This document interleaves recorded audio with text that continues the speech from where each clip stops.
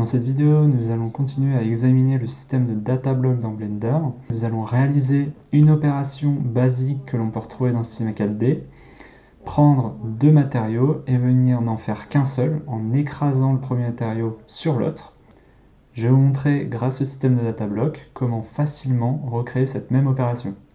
Par exemple, là, si je crée un matériau rouge, je vais faire un matériau rouge, un matériau blanc, pour qu'on comprenne bien ce qui se passe. Pour faire comme dans Cinema 4D, donc si je vais dans l'interface Cinema 4D, quand on a envie d'écraser un matériau sur un autre, c'est tout simple. On prend le matériau, on fait Alt, on drag and drop sur un autre, et il va venir écraser le matériau qui était précédemment appliqué.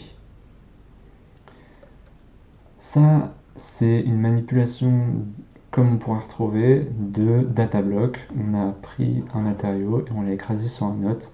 On a pris un DataBlock et on l'a écrasé sur un autre DataBlock. Dans Blender, on peut faire la même chose. Donc on n'a toujours pas le système de Cinema 4D où on va pouvoir drag and drop sur un objet. Donc comment faire pour, par exemple, écraser le matériau blanc sur le matériau rouge, ou inversement.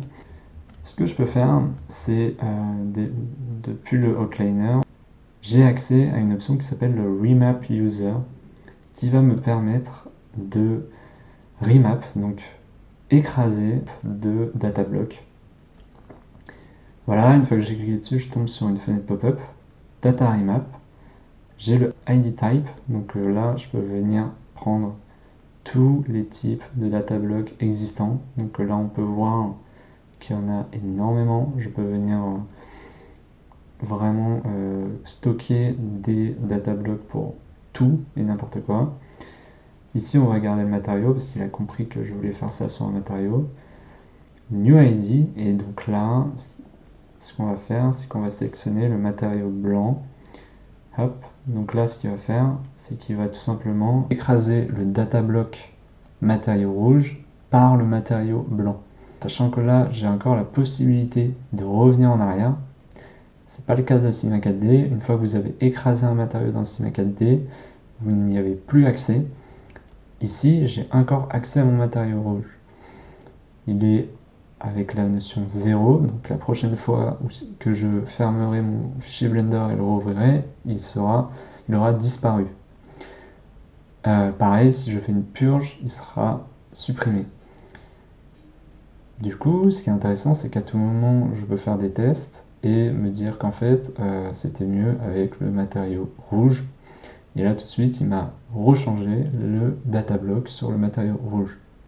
Donc j'espère que cette vidéo de démonstration sur le remap d'un DataBlock sur un autre a été suffisamment claire.